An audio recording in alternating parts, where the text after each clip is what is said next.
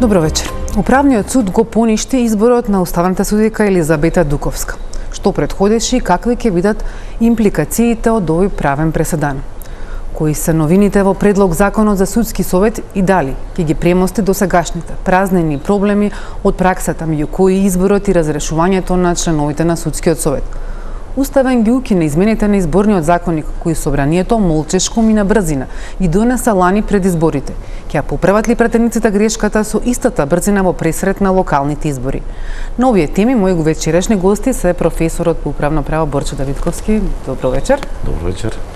И Ивана Петковска од Коалицијата се за правично судење. Добро вечер. Добро вечер. Одлуката на Управниот суд да го поништи изборот на уставната судика Дуковска го затекна Уставниот суд.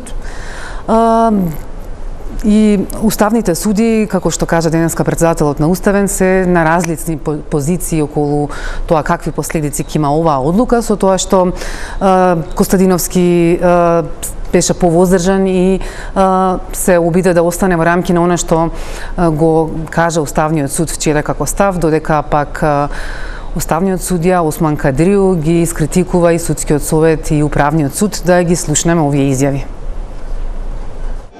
Оваа состојба не случајно ја квалификуваме како правен преседан, тоа значи дека и меѓу судиите имаме различни стојалишта што значи ова за уставното судство. Но јас сепак во овој момент ќе се воздржам имам свој став, но ќе се воздржам бидејќи во моментов на сила е ставот што вчера го заземавме и морам да стојам на тој став како судија. Не е дека нема што да каже. Значи, оваа одлука на Управниот суд ќе произведува правни последици. Ќе оставиме да видиме и науката, и струката, ако има потреби Уставниот суд, евентуално во иднина да се произнесеме за оваа состојба. Дали сега може да се појави, така да кажеме, во наводници пресметка со вас, па секој што е незадоволен од вашата работа да ви поднесува до Управен суд да бара разрешување на некој од уставните суди. Се надевам дека не постојат такви неразумни, нерационални размислувања. Само можам да се надевам. За било кој предмет што овој суд го одлучил денес, пред месец дена, пред 3 години, пред 30 години, по иницијатива на било кој граѓанин, за истата работа, која е веќе еднаш пресудено, ако судот биде снабден со дополнителни околности, со силни аргументи, да ја ги разубеди судиите што можеби учествувале, а можеби не учествувале во онаа пресудена работа, судот има право да одлучи поинаку. Значи, нашиот акт ни дозволува да донесеме поинаква одлука, доколку има основи за поинакво одлучување. А основи за поинакво одлучување се бројни. Така да, и во поглед на ова прашање, јас стојам на ставот што судот го зазема, дека нашите одлуки се конечни, извршни и во никој случај по службена должност нема преиспитување на нашите одлуки. Во врска со одлуката, со право нагласи колегата Дарко, за нас, како Уставен суд, предизвикува сериозни правни последици и импликации. Тука две прашања се доста спорни. Ние со колегата Дарко можда по некој друг повод и ќе се произнесеме. Првото прашање се повикуваат на измените на Закон за општо управна постапка од 2019 година за можноста на управното судство да ги укине и индивидуалните акти на парламентот. Прашањето е: дали може, ве молам, Управниот суд да поништи одлука за избор на судија на Уставен суд? Тоа е прво прашање, доста дискутабилно и доста спорно. А другото што е проблематично и најпроблематично, и тука носи вина Управното судство, не се пуштаме ние во законитост на нивната одлука. Ве молам, зарем е можно за избраниот судија Управниот суд се произнесува со поништувачка одлука после 2 години? Ова е проблем. И за ово сноси одговорност директно Управното судство. Пречекорени се сите рокови во законот. Вака како што е одлучено, испаѓа дека управното судство може, кога ќе му се текне, да одлучи по конкретно барање, по конкретна тужба, по конкретен управно-судски спор. Овие прашања не се банални прашања, овие се чувствителни прашања. Станува збор за избран судија, станува збор за судија кој работи 2 години и после втората година се поништува нејзиниот избор. Доста дискутабилно. Така да, овде, право да ја кажем, ако се бара вина за овој скандал што настанал, вина треба да се бара помеѓу судскиот совет, што направи такви пропусти на кои се повикува управното судство, ако има такви пропусти во транспарентноста и процедурата, а управното судство зошто не решавал веднаш овие предмети, овие постапки по закон се од хитна природа. Судот треба идно да постапува, а не после 2 години, ве молам. И кај нас едно правило постои во правото, може се во секое време, али не во невреме. Управното судство решава во невреме за поништување на изборот на колешката Дуковска. Да, денеска на Фејсбук се произнеси професорот по уставно право Денис Прешова, кој што е иницијатор на оваа туџба. Како ова е дел од низа предмети на стратешко парничење кои имаат за цел преку водење на судски постапки да предизвикаат покрупни системски промени, а мотивацијата е да се тестира управното судство, кој како што вели представа можеби најслабата карика во судството. Според Прешова, политичката дискреција на собранието во носење на одлуките за избор не е апсолутна и таа мора да биде во рамки на тоа што го регулираат уставот и законите, особено преку утврдување на условите и постапката за избор на носители на функции. Со други зборови, собранието може да избере единствено некој кој ги исполнува условите за избор, при тоа почитувајќи уставната и законска регулирана постапка. Истото се однесува и на случаите за разрешување. Доколку не постои судска заштита, тогаш собранието нема да има никаков мотив да ги почитува уставот и законите, вели Прешова. Да видиме во продолжение кој е неговиот останат став. Тужбата за управен спор беше поднесена на 16.10.2023 година, 6 месеци по изборот на Елизабета Дуковска за уставен судија. Поништувањето на нејзиниот избор е последица на низата пропусти кои пред се судскиот совет ги направи во постапката за утврдување на Дуковска како предлог за уставен судија кој беше потоа доставен до собранието за избор. Морам да бидам искрен дека исходот на оваа постапка, иако сосема исправен, сепак е изненадување и за мене со оглед на типично формалистичкиот пристап кој управниот суд го имаше во претходните 2 решенија, со кои се отфрлаше тужбата поради ненавременост и недозволеност, поради наводно немање на активна легитимација, кои по поднесени жалби беа укинати од Вишиот управен суд. Изненадувањето е воедно и поради досегашната пракса на управното судство, кое наоѓаше секакви изговори и причини да не посегне по поништување на одлуки за избор или разрешување, иако имаше очигледни прекрашувања на уставот и законите.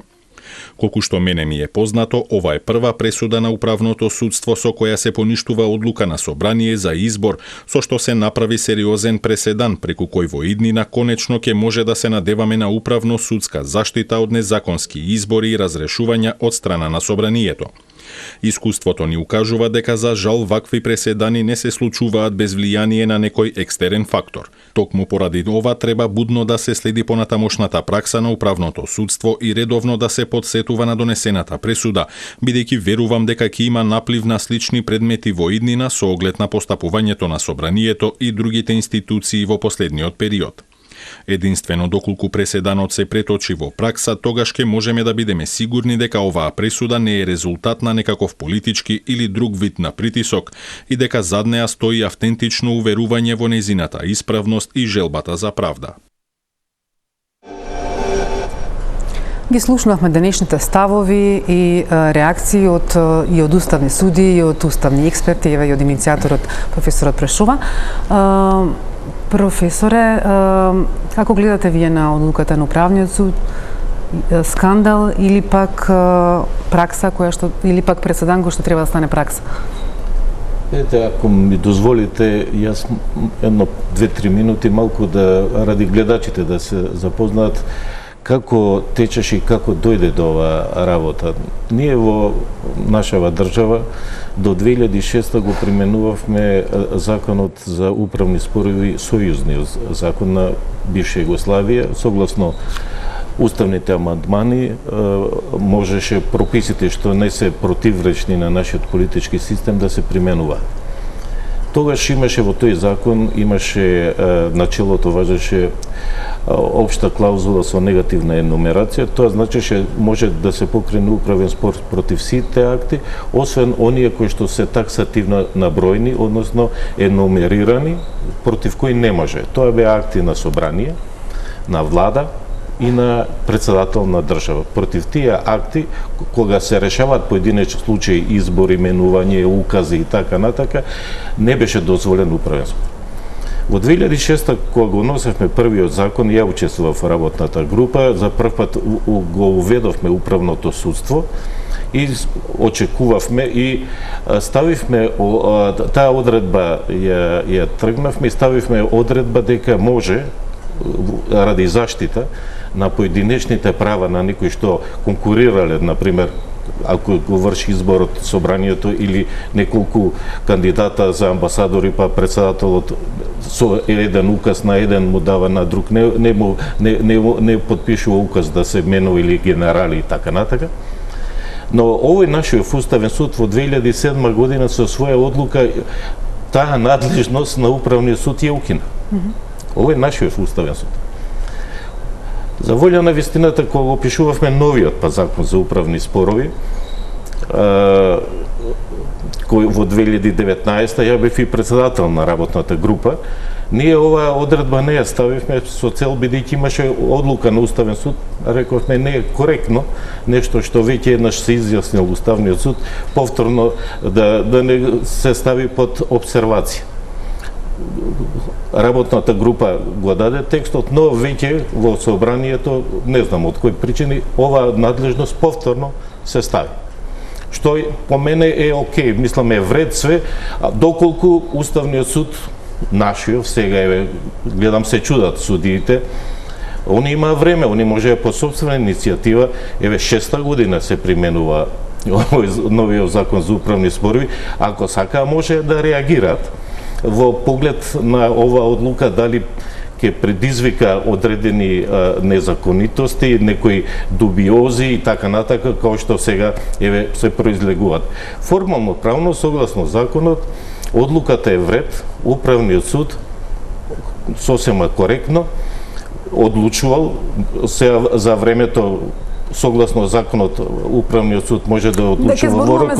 За времето подоле сега само околу тоа и дилемата која што наметна и ставниот судија, дали може Не, сосема легитимно управниот суд сосема легитимно ја пониште одлуката на собранието, бидејќи собранието одлучи врз основа на една фалшлива одлука на судскиот совет. Тогаш реагиравме ние као катедра, реагиравме и во јавноста дека тоа што го направи судскиот совет при гласањето, кога после првиот кандидат што доби 12 гласа го стопира гласањето као автоматски за овие другите два, може тие другите два кандидата па 13 гласа да добијат, па едноставно некој од нив да биде избран.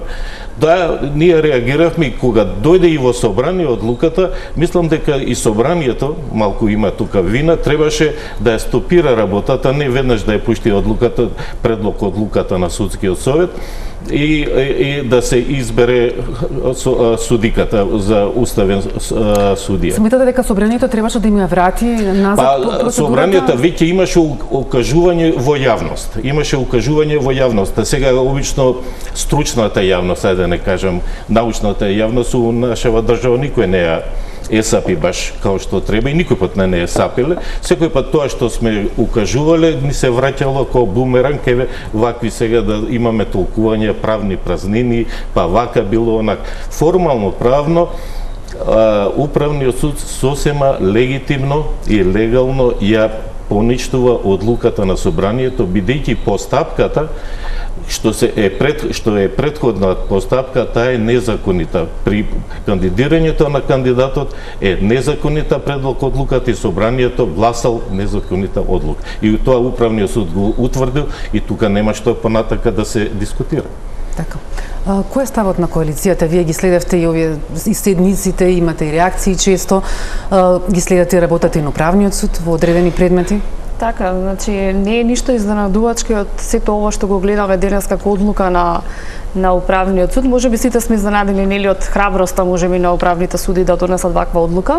Меѓутоа ние пред 2 години кога се случи, односно кога се одржуваше оваа седница, како граѓански сектор, стручната јавност, професорите сите јавно реагиравме дека не е во ред судскиот совет на ваков начин да предлага кандидати за судии на уставниот суд и веднаш беа упатени укажувања каде на некој начин сгреши судскиот совет при носењето на оваа одлука. Како што напомена професорот, на таа седница беше гласано само за првиот кандидат кој што беше предложен, значи нема ранг листа кога станува збор за кандидати на судии на уставниот суд од редот на судиите кои што доаѓаат, така што не се овозможи за другите двајца кандидати кои што беа предложени да се гласа воопшто на таа седница.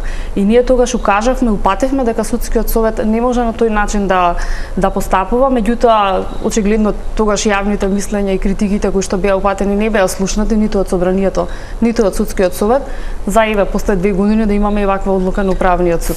Факт е дека не се гласаше само за еден од кандидатите, но во делот на оценки и рангирање процедура не е пропишана. Што треба во таква ситуација да направи? Така, законот за судски совет предвидува дека двајца судии од редот на судиите, односно судскиот совет може да предложи за судии на уставниот суд, од кој што член на советот со право на глас има право да предложи кандидат, кој што треба да биде поддржан од најмалку 3 членови на судскиот совет за да може да се образложи неговата биографија и да може да се пристапи кон гласање.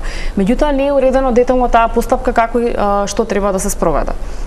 Деловникот на судскиот совет го уредува само овој дел. Меѓутоа нема ранг листа, нема некои критериуми, освен делот за правната и теоритската мисла и колку кандидатите кои што се предложени имаат искуство и стаж во нивното работење. Дополнително проблем што беше на таа седница, очигледно е посочено и во пресудата на управниот суд, е тоа што и членовите на судскиот совет се запознале со кандидатите за судии на уставен суд на самата седница и при тоа ги немале биографиите и материјалите за нивната кариера и стажот, односно што работели на која материја работела. Тоа дополнително ја отежнуваше работата за судскиот совет да донесе на навистина правилна одлука која што ќе биде темелена на докази и на податоци кои што укажуваат дека судијата кој што ќе биде предложен за судија на уставен суд, дека станува збор навистина за квалитетен судија и професионален интегритет, дека има и слично. Така. Уставен веќе ја одложи подготвителната седница за законот за јазиците. Тоа е една од првите последици од одлуката на управниот суд, која што можеше да ја види, да ја разбере и пошироката јавност и можеби затоа една од првите дилеми кои што се наметна сомнежи е дали покрај правните мотиви во позадина, поради тајмингот, бидејќи за 1 месец беше закажана јавната расправа со експерти, на 19 и сомнежат дали само правни моменти пресудувале во ваквата одлука или пак имало и други со оглед на тоа што знаеме дека овој закон е веќе долго време жежокостен, дури и повод и причина за политички препокувања, за препирки за дестабилизација, потоа за тоа ако се допре законот за јазици ќе следува ова или она, па гледате ли вие дека можеби и политика замешала прсти? Па не верувам дека политика, исто беше и тоа дека ќе се напушти Охридскиот рамковен договор и за балансерот кога уставниот суд го укина, па еве живи и здрави сме сите. Така што не гледам овде некоја политичка позадина. Инаку колегата Прешова рече дека е прва одлука управен суд што поништено со правен, ова е втора.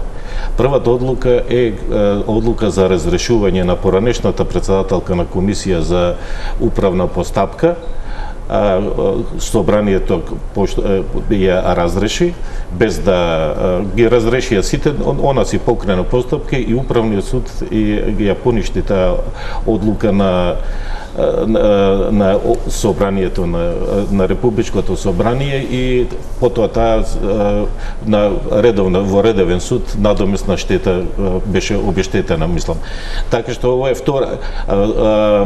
втора одлука кај што управниот суд поништува одлука на Републичко собрание, но исто така интересантно е што управниот суд и во поглед на одлуката за разрешување на поранешната председателка на судскиот совет исто така одлучи како мислам сосема исправно, бидејќи и самата постапка за разрешување, таа одлука се донесе беше незаконита. Немаше ни кворум и така во не принципиелна постапка беше разрешена, така што мислам дека со овие одлуки веќе управното судство веќе почнува да зазема свое место во нашиот систем и тоа и треба се да се разбереме. Секаде судската власт... Мислите дека ова нема да остане преседан? Не, мислам, јас се надевам дека управниот суд ќе се одважи и они тактизираат, еднаш као отфрлаат, еднаш одбиваат, као се огласуваат ненадлежни, но еве одлучи. Два пати им ги враќа предметите од вишиот и еве донесува одлуката.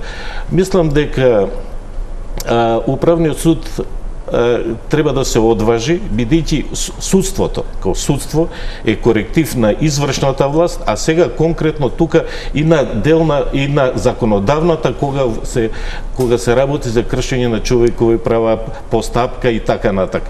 Бидејќи уставниот суд е коректив на законодавната власт само во поглед на општите акти, на законите и другите подзаконски општи акти.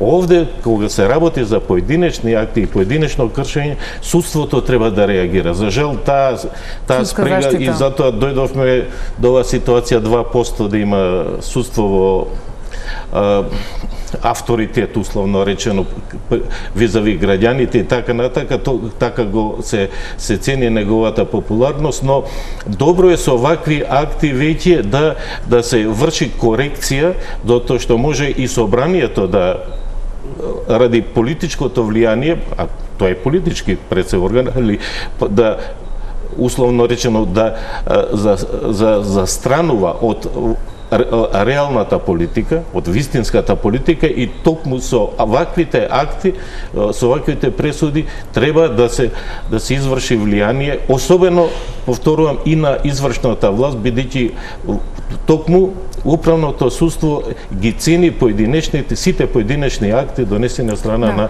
извршната власт. Добро, сега во друга насока, една од дилемите во јавноста е дали може управниот суд на некој начин да поништи да донесе поништувачка одлука, да престане функција, поништувачка одлука за избор на уставен судија. Од друга страна, пак во Уставот има 3 основи по кои што може да престане функцијата. Дали треба да се мешаат? Пазите, овде се работи за постапката, има 2 фази во постапката.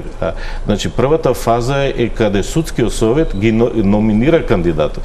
Тука е настаната повредата. Во таа фаза, бидејќи не се работи овде за избор на обични судии, таму они имаат сооценување, рангирање и така натака, успешност на предметите, тоа е сосема друга работа. Овде се работи за они да изберат судии, да предложат судија кој што ги и од суд со соодветно искуство и нема рангирање. За секој поединечен кандидат они поединечно гласаат. Кој кандидат добие најповеќе гласови, тој иде во собранието да го бира. Значи, тука е направена повредата. И токму тоа управниот суд таа повреда ја санкционира, бидејќи тоа е предлог одлука, на таа не може управниот суд да реагира. Рецидивот е носење на незаконита одлука од страна на собранието и затоа се поништува одлуката на собранието. И што е добро. И добра практика треба и во иднина да се имплементира во правораздавањето во нашава држава. Постои ли опасност сега за заглави постапката за избор на нов уставен судија во собранието, иако уште не почнала ниту во судскиот совет, И со тоа да заглави, односно да се одолжи на подолго, бидејќи зборувавме претходно за законот за јазици, кој што е едно од жешките прашања во ова општество, и на тој начин да заглави и тој закон за јазиците. Бидејќи не е прв пат во претходниот состав, исто така изборот на уставни суди, знаеме дека се одолговлекуваше, па и денеска кажа претседателот Костадиновски дека долго време работеа со 5 суди, со 6 суди. Мислам дека тука Уставниот суд, кога се работи за законот за јазиците, донесе една по мене погрешна одлука, чекаа да се комплетира Уставниот суд и рекоа дека само во пол состав, бидејќи нели припадниците од другите заедници не учествуваа во некои делови од расправата, и донесува заклучок дека ќе одлучуваат по законот за јазиците само кој ќе биде во полн состав. Сега фактички они им фали еден судија, сега не се 9, сега се 8. Постапкава, предпоставувам, ако си има добра волја, не гледам зашто и да нема причина, сега судскиот совет може да номинира од делот на судиите еден кандидат, тој да е регуларна постапка, и нека има како што е согласно нивните акти, деловникот и така натака, да даде до собранието еден предлог, собранието со 61 ќе го избере новиот судија на Уставен суд, со тоа што во меѓувреме предпоставувам дека предметот ќе биде веќе распределен на некој судија, не на новиот, сигурно на некој веќе што има подолг стаж, и би можело негдека за некој месец, ако се заврши таа работа, во полн состав Уставниот суд да одлучува, бидејќи колку што знам рефератот им е готов. Еве, повикана е и универзитетската научната јавност и другите, еве и јас имам покана на 19. Не знаеме дали ќе можеби ќе барат и нов реферат. Па сега предпоставувам, сега нешто е преземено. Најверојатно таму се воделе некои расправи, некои дискусии. Па еве и ако има сепак е колективен орган, Уставниот суд колективно, без разлика на ставот, предлагач, судијата известител може да има една идеја, мнозинството ќе го надгласа, и мислам дека нема никаква пречка нормално да барем до есен оваа работа да се заврши таму негде пред избори, да Уставниот суд да се произнесе по овој закон за јазиците. Така. Би сакала само да се навратам во делот на управното судство и целата постапка како си има водено, затоа што слушнавме изјави во тоа дека долго траела постапката во управниот суд. Ќе дојдеме сега до тој дел, тоа е следно да кажеме за должината, чисто ако имате околу можните политички импликации врз одлуката на управниот суд. Па најдобро ќе покаже како институциите и пред се судскиот совет колку брзо на која седница ќе стави точка на дневен ред за избор на, односно за номинирање на кандидати за судии на Уставниот суд, и потоа нели собранието како и со која брзина ќе одлучува, меѓутоа нели сега први се што треба да видиме како ќе постапуваат и во кои роки, со која динамика судскиот совет и начинот на кој што истиот ќе води постапката. Се надеваме дека и кого ќе изберат. Да, се надеваме дека доколку има повеќе кандидати за судии на Уставниот суд, дека сега веќе ќе се поправи онаа грешка која што е и констатирана во пресудата на Управниот суд.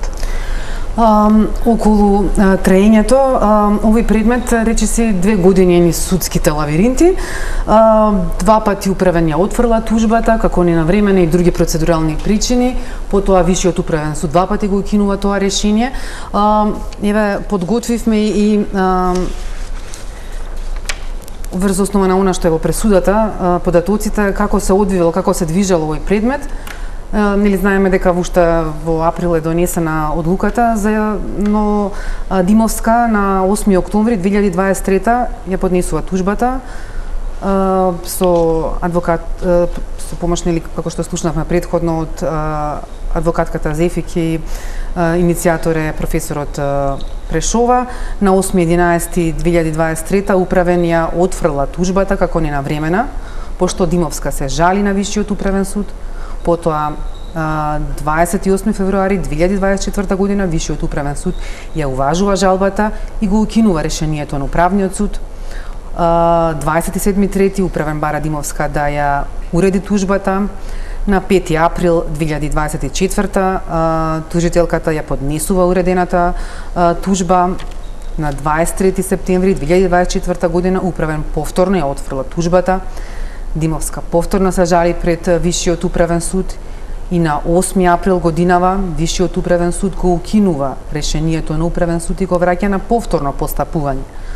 За околу еден месец, односно на 15.5.2025 минатата година, управниот суд го поништува изборот на Дуковска по две поинакви одлуки. Ивана, сакавте вие да го коментирате и траењето на постапката? Мислам, согласно законот, управниот суд е должен, ако кој ќе покренете постапка, кој ќе комплетира предметот, кој комплетира предметот во рок од 9 месеци да реши.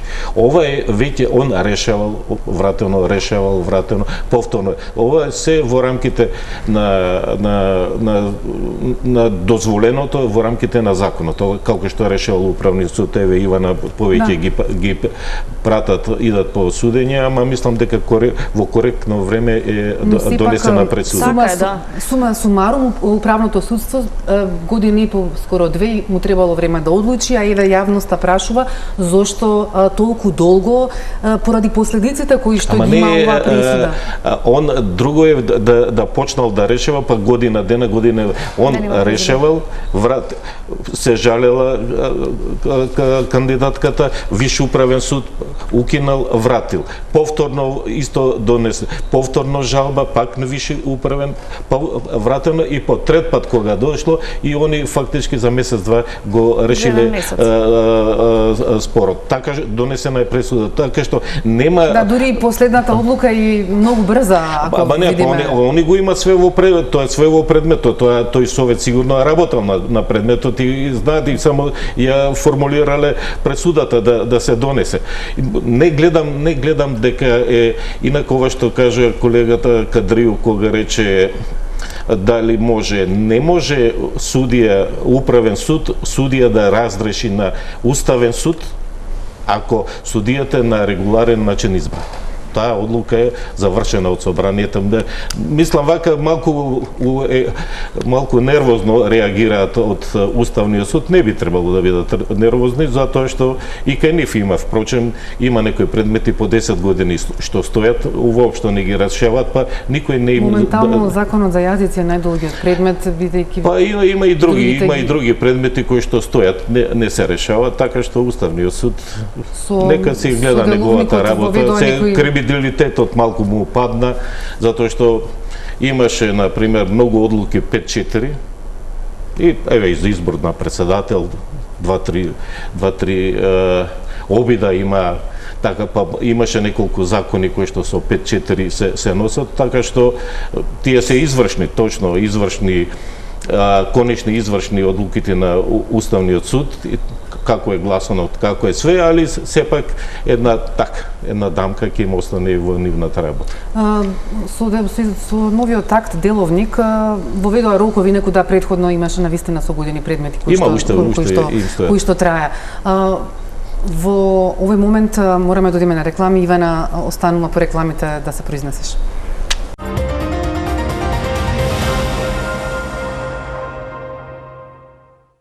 Продолжуваме, се уште сме на темата одлуката на управен суд и последиците врз Уставниот суд.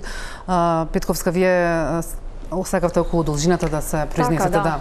Значи, не е ништо изненадувачки, не е ништо ново дека судските процеси кај нас во нашата држава во судството траат долго. Ова на некој начин тоа што 2 години трае постапката не е нешто што би било спорно со оглед дека управниот суд одлучувал 3 пати за истата работа и Висшиот управен одлучувал 2 пати откако била поднесена жалба од страна на тужителот. Гледајќи должината на постапката не е нешто што би отскокнувало од редовното работење на управното судство. Но прашањето е дали ова редовен случај, бидејќи станува збор за уставна судика која што одлучува и има последици, дали треба да е итен случај? Така, Јасно е дека треба да станува збор за постапка која што управниот суд треба итно да одлучи во конкретниот случај, исто како што стануваше збор и при поднесената тужба за разрешување на председателот на судскиот совет. Таму исто управниот суд одлучуваше во рок од 7 месеци и донесе одлука и можеби треба управниот суд во овој дел да посвети повеќе внимание и да ги третира како итни предмети со оглед на угледот на професијата, меѓутоа и во делот на тоа да може да се овозможи понатамошно работење на институциите согласно законот. Председателот Костадиновски денеска кажа дека, а и вчера беше кажан ставот од Уставниот суд, дека по службена должност нема да ги отвараат предметите со оглед на тоа што тие се конечни, извршни, но дека една од опциите кои што имаат меѓу редови што можеме да го прочитаме е да поднесат за истите предмети нова иницијатива и доколку има основ, Уставниот суд повторно ќе ги разгледа. Дали очекувате сега да има некаков наплив на нови иницијативи, односно на повторувачки? Мислам дека не би требало да има, таму секако Уставниот суд одлучува со мнозинство како колективен орган, односно колективно ја донесуваат одлуката. Но граѓаните не знаат дали некои одлуки завршиле 5-4, како што кажа предходно, па можеби да се... Да, меѓутоа јас колку што имам сознание во одлуките на Уставниот суд стојат само со 5-4 или односно со кој број е донесена одлуката, меѓутоа не стои кој како гласал во одлуката. Ако некој има издвоено мислење, тоа се објавува. Да, така што не можеме да кажеме ние која одлука, односно таа судија за која одлука како гласала. Тие се завршени. Да, тоа се завршени предмети. Други последици од овие измени, дури и како дилема за другите уставни суди и поведување на некакви... Не. Прво сите суди, немаше фалинка во нивната номинација и во процедурата при избор во собранието. Овде, уште, повторувам, укажавме. Беше укажано и на судскиот совет и на собранието дека процедурата има фалинка. Да не се става на собранието. Они зашто ставија? Зашто не слуша невладиниот сектор? Науката, стручната јавност, зашто не ја послушаат? Дали сега повеќе ќе ја слушаат, ќе се плашат ли од судството, од управното судство? Во Македонија никој не слуша, ни невладин сектор, ни наука, ни ништо не слуша. Дополнително би сакала да додадам, ова не е првиот, само извинете, ова не е првиот случај кој што го имаме со ваквото постапување на судскиот совет. Ние во 2022 исто така реагиравме кога судскиот совет на истиот начин ги бираше кандидатите за членови на управниот одбор на Академијата за суди и јавни обвинители. И тогаш повторно се одеше по истиот начин на гласање. Тие што беа први предложени како кандидати, односно кои што беа избрани со мнозинство гласање, се гласаше за, меѓутоа за останатите кандидати не се гласаше. Така што ова не е првиот случај кој што судскиот совет го донел на ваков начин. И потребно е судскиот совет и така да посвети внимание на неговото работење и овие грешки кои што ги има направени не само за уставните судии, и за Академијата, меѓутоа и за другите. Да ги спроведе постапките онака како што е препишано во закон. А собранието? Тоа собранието ќе се извадат на тоа, ќе речат ние добивме предлог одлука од судскиот совет, ја ставивме на гласање, се изгласа и готово завршена работа. Факт е дека на ниеден председател на собранието не е или поранешен нема да му биде мило, како што е на поранешниот председател не му беше кога му се поништи она одлуката за разрешување, управниот суд, така и ова мислам не е вообичаена, но повторувам, ако стане пракса би било добро. Дали црвениот аларм во собранието при оваа постапка требало да се вклучи во моментот кога односно кога се бранел предлогот на судскиот совет во собранието на седница. Знаеме судскиот совет кој може да го представува согласно законот. Тоа е председателот на судскиот совет, а во негово отсуство е заменикот. Во конкретниот случај предлогот кој што бил во собрание бранет на некој начин и образложен од страна на судскиот совет бил од член на судскиот совет кој што најверојатно тоа го пишува и во пресудата на управниот суд, немало овластување за тоа. Но се произнесува ли судот во пресудата за тој дел? Така и во тој дел управниот суд се произнесува дека судскиот совет бил представуван од неовластено лице, затоа што согласно законот, како што кажав и претходно, судскиот совет е представуван од председателот на судскиот совет и од заменикот во негово отсуство. на таа седница во собранието каде што се образложувал предлогот за уставен судија бил, односно учествувал сосема друг член на судскиот совет. И тука веќе собранието требало да има како алармантна ситуацијата, дека можеби постапката нешто не е како што треба. Има доста фалинки. Едно од темите за кои што вечерва дискутираме е и се предлог измените на Законот за судски совет, кои што се објавени на ЕНЕР. Еве ќе почнеме конкретно од последното, односно од Уставниот суд. Ивана, вие сте дел и од работната група која што ги подготвуваше овие, експертската работна група која што ги подготвуваше овие измени. Во делот на Уставниот суд нема процедура, но има зајакнување на критериумите. На судскиот совет. Да, судскиот совет кога предлага судија на Уставен суд за разлика. Во тој дел на предлог Законот за судски совет, со оглед дека навистина има многу измени на законот, така што нема да бидат измени и дополнувања на Закон за судски совет, туку ќе се носи нов Закон за судски совет. Во тој дел согласно законот направена е измена само во делот на судискиот стаж, односно најмалку 15 години, сега границата е најмалку 20 години судиски стаж да има еден судија за да може да биде номиниран за судија на Уставниот суд, додека во однос на постапката како ќе го спроведе судскиот совет тој процес, оставено да го регулира во деловникот за работа на судскиот совет откако ќе биде донесен законот. Така што во Уставот делот се значи оваа процедура која што сега недостасува да се покрие со деловникот, исто како што ги регулираат и останатите постапки за избор и унапредување на судии во повисок суд и така натаму. Кои се другите клучни измени, односно новини во предлог Законот за судскиот совет? Дисциплинските постапки, разрешувањето на членовите на судскиот совет и изборот, она што јавноста најмногу го слушала изминатиот период е и кој може да биде истакнат правник и односно кој може да биде избран за член на судскиот совет од собранието како истакнат правник. Тука има исто така дополнување на критериумите, може околу тоа? Така, ние како работна група пред се водевме препораките на оценската мисија на Европската унија, кој што ги имаше дадено во делот на Законот за судски совет и како да се напреди работата на судскиот совет, меѓутоа и да се зајакне судската независност. Апропо муабетот со Управниот суд, морам да кажам дека во новиот Закон за судски совет, што ќе биде, ако биде донесен и како ќе биде донесен, доколку биде во овој текст, и така како е ставен Управниот суд и Управното судство да одлучува за заштита на правата на судиите.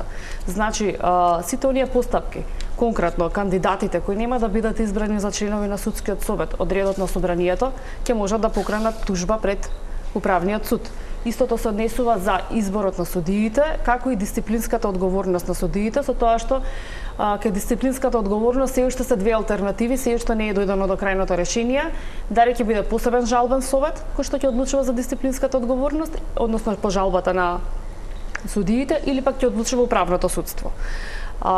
Клучни работи кои што беа сменети е тоа што председателот на државата ќе мора да предлага најмалку 2 кандидати за секое место кое што се бира во судскиот совет и тоа што од редот на тие истакнати правници, секој трет од кандидатите ќе мора да биде на предлог на опозицијата. Знаеме дека собранието ги носи тие одлуки, навистина станува збор за политичка одлука, така е добро да имаме некој баланс со секој трет член на судскиот совет од собранието да биде од опозицијата предложен. Друго што би потенцирало е дека се ставија секако оние рокови за носење на одлуките на судскиот совет во делот на избори и напредување на судиите. Знаеме сами некои од постапките траат повеќе од 2 години. Иве на пример сега дури следната недела е закажан изборот на апелациони судии. Така. Веројатно вие повеќе паметите кога беше распишан огласот пред 2 години. Сега колку ќе биде? Во рок од 6 месеци судскиот совет ќе од објавување на огласот до носење на одлука во рок од 6 месеци треба да се спроведе постапката. И изборот на членови на судскиот совет се предвидени 2 варијанти. Веројатно претпоставам дека не сте можеле да дојдете до единствено решение. Едната варијанта е да се избираат членовите на судскиот совет од собранието, говориме сега. со интервју, другото е со јавна расправа. Едната опција е наликнала на ДКСК. Другата е на Комисијата за заштита од дискриминација. Оставени се тие алтернативи како отворени за да можеме и да видиме коментарите на ИНАР што ќе бидат дадени, меѓутоа и препораката на Венецијанската комисија и дали би имало препораки од нивна страна со оглед дека законот во Венецијанска комисија испратен.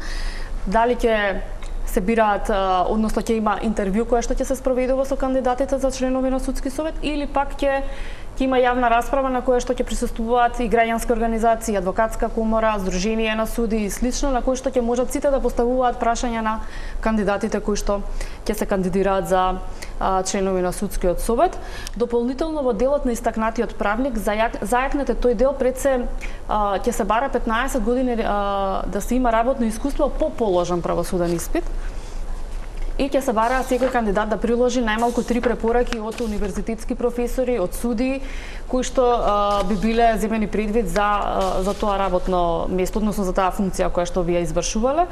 Така што во тој дел ќе бидат зајакнати критериумите и сето тоа ќе мора да биде јавно објавено, на веб страната ќе мора да бидат објавени сите биографии и материјали за кандидатите, како би можела јавноста да се запознае со истите? Една дел од критериумите, например, чинам дека нов е да се истакнал во научната и професионалната работа за прашања во областа на правосудството, да се истакнал со своето јавно делување во заштита на владењето на правото, независноста на судството и човековите права. Колку мислите дека вакви кандидати ќе Па немаат, пак ќе се сведе на политичките пари. Можно ли повторно да се изигрува истакнат правник? ДКСК какви нити интервјуа, што не правеа, ги рангираа тоа, на крај се гледа дека... Меѓутоа, да, важно ќе биде кој ќе даде препораката за тој кандидат, кој ќе стои позади него и ќе го поддржи за да може да биде член на судскиот совет. Ивана, штом ставате секој трети да биде од опозиција, значи овие првите ќе бидат од позиција, овие од опозиција, пак политиката ќе доминира. Да, јасно тоа, да. Тоа со самото тој чекен баланс што сакате да го направите, ја инволвирате политиката. Ја не учествувам, ама вака како совет. Секако собранието е тоа што ги предлага, што ги носи, таква е да. Секоја власт си сака свој да има луѓе таму кои што избори. Дополнително само она што остави впечаток и можеби имаше раздор во изминатиот период, тоа беше годишниот извештај на судскиот совет, кога собранието не го усвои истиот, така што во овој дел законот е исто така сменет. Годишниот извештај за работата на судскиот совет ќе се доставува до собранието на разгледување и запознавање, меѓутоа собранието повеќе нема да го усвојува. Нема да го усвојува? Да. За да не се случат ситуации како оние што ги... Увидовме дека според законската регулатива што имаме и за други институции, истите доставуваат до собранието само на запознавање извештај, меѓутоа не го усвојуваат. Па дури советот на јавни обвинители го нема истиот статус што го има судскиот совет. Так. Тие исто така само ги разгледуваат, но нема усвојување.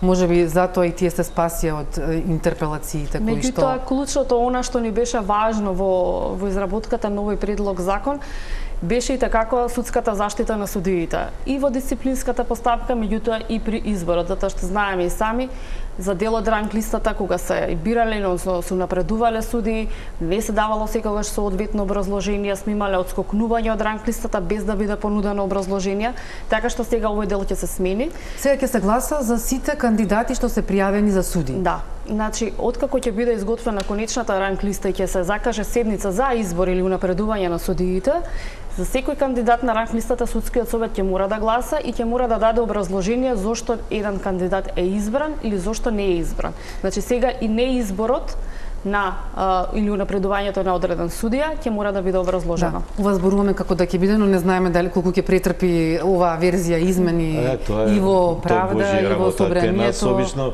у работна група Ви имате искуство со законите, да? Ја имам многу големо искуство. Еден текст ќе дадете, после кога ќе усвои собранието, не можете да си го препознаете текстот. Но со оглед на овој дека оди во Венецијанската комисија веруваме дека нема да има толку отстапување. И тука ние сме махери. Еден текст праќајме во Венецијанска комисија, у меѓувреме ќе го смениме текстот за изборниот закон, така беше, требаше судиите да учествуваат во изборните одбори, потоа се одлучи администрацијата, Венецијанска комисија, ја бев член на Венецијанска комисија, расправаше извештај, направија луѓето тројца независни членови од три различни држави, и кога Македонија кажува, не, ние сега ги сфрлевме судите, сега администрацијата ќе биде вклучена во избирачкиот процес, и овие вика, вие Македонија играте мајтап со нас, и стварно испадна мајтап. Така што и знаеме ние турбуленции као држава многу да правиме, ама треба полека да ги избегаваме ваквите непријатни ситуации, затоа што сепак Венецијанска комисија е орган на Европска унија, така што сериозно треба да се пристапува. Што да правиме? Прашање дали кога ќе се врати од Венецијанска комисија овој закон, односно дали првиот тест за овој закон ќе биде изборот на новиот член на судскиот совет, кој што треба да дојде на местото на Мустафа, а треба да го предложи председателката. Дали ќе можеме да го испитаме, да го тестираме законот и овие нови критериуми за истакнат правник на овој нов член, или пак немате сознание до каде? Се уште нема сознание дали ќе се стигне да биде до тогаш донесен законот, меѓутоа мора да се има предвид дека во реформската агенда рокот за донесување на овој закон е јуни 2025 година, така што тоа не е случајно, тоа е токму за да може да се применат новите правила на изборот на новиот член. Кога ќе пратите вие во веќе е пратен во Венецијанска комисија законот, да. Дошто обично на следната седница Венецијанска комисија така работи, тројца членови од три различни држави подготвуваат извештај, и на следната сесија кога има Венецијанската комисија се усвојува тој извештај, се разгледува и потоа се прави као извештај од Венецијанска комисија се праќа до соодветната држава. Така е, по мене мислам минимум 6 месеци би требало да поминат до Венецијанска комисија се произнесе. Таква е технологијата на работата. Доколку не биде изборот на член на судски совет сега во јули, кога истекува на еден од членовите мандатот, наредниот чекор ние, односно наредната фаза ќе ја чекаме во декември, кога треба уште 20 членови на судскиот совет да бидат избрани од собранието, односно еден е пак по предлог на председателот, а другиот од собрание.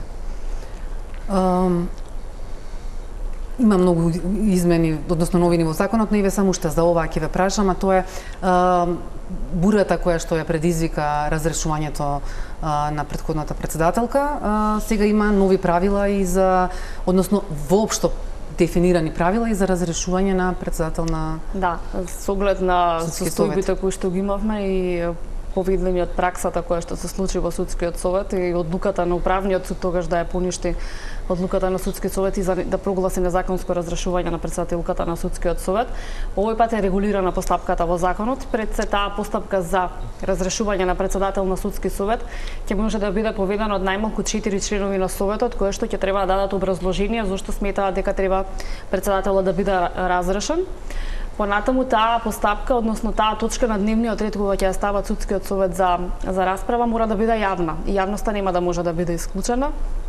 И на крајот одлуката судскиот совет ќе мора да ја донесе со најмалку 8 гласови, односно со онолку гласови колку што и бил избран одреден член за председател на советот. Со истите гласови, односно со најмалку 8 гласови ќе треба да биде донесена одлуката дали воопшто ќе биде разрешен или не. Одме на реклами, па се враќаме со завршниот дел.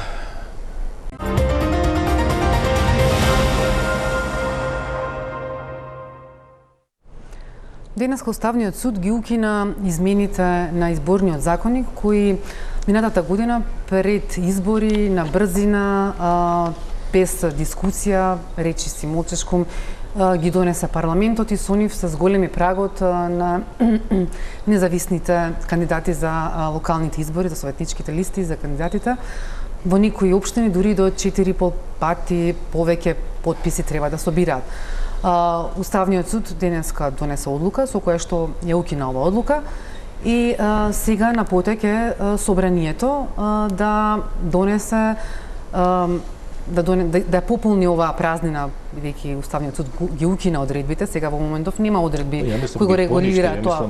Го укина и од Уставниот... Ја мислам поништувачка и онако дека воопшто мора собранието нов текст да носи. Така слушнав, ама можда грешам. Дека за овој закон. Укинувачка одлуката? Укинувачка е? Да. Добро. Прашањето ми е сега очекувате ли парламентот да донесе брза одлука, бидејќи не може да остави празнина да има за ова прашање пред избори? Прво треба да се пофали Уставниот суд. Прво многу демократска за развој на демократијата и на цивилното општество во државава, ова е многу значајна одлука, бидејќи кога се носеше измените на законот, политичките партии се однесуваат како сложни калуѓери и во петок мрсат. Значи, во интересот на политичките партии да примат пари од буџет, некоја било каква конкуренција да ја анулираат, одма се нема тука позиција, одма се заедно и нон-стоп решаваат. Јас дури бидел и на друго, имаме европски земји и имаме практика каде што не мора собирање потписи. Сам ако сакам да се номинирам, сам или например некое еколошко друштво или некој неформална организација, зашто све мора да се формализира, зашто ја да идам да собирам пријатели, па да идам во канцеларија во општина, па да се потпишуваат, па матични броеви и така натака. Па уште ако треба 4000 граѓани. Треба да се остави на граѓанската иницијатива. Некој ако се чувствува дека е способен, дека може да учествува во избори, и ако има средства и ако сака, бојрум. Изборите треба да бидат слободен надпревар. А како што имаме граѓански асоцијации, други здруженија и така натака. Зошто мора се да биде канализирано преку политички партии? Толку ја партизиравме државава да фактички дури и спортски клубови и детски, да не кажам градинки, се во рамките на партија. Зошто? Треба да се остави на волјата на граѓаните. Како што можат тројца, петорица да направат здружение на граѓани, кој сака може да се пријави. И особено па кога се работи за локалните избори. Па локалната заедница сега се гледа. Тамо тие луѓе во главном се знаат. Не е ова Скопје конгломерат. Во малите места. Тамо знаете, група граѓани поединец иде. Зашто? Зошто он да собира? Него пола град го знае. И нема потреба тие рестриктивни мерки во закон да се стават. Ај сега 1000 подписи, ај сега не 100, па волку за градоначалник, волку за советничка група, па така натака, а кај политичка партија, Пајтон партија од 5 луѓе, кои што екзистираат 30 години, они се политичка партија и може да идат на избори без да ги се верификува. Добро, формално еднаш годишно треба да се верификуваат членството, но фактички имаме Пајтон партии во Македонија што екзистираат и секој пат се или со опозицијата, со позицијата обично идат. Мислам дека ова треба да се остави, да се оствари, да се либерализира изборниот закон, воопшто да нема никакви норми за кандидирање, особено на локално ниво. Особено на локално ниво, бидејќи ја тоа мислам дека е рестрикција, една од мерките против развојот на демократските процеси, децентрализацијата во државата и така натака.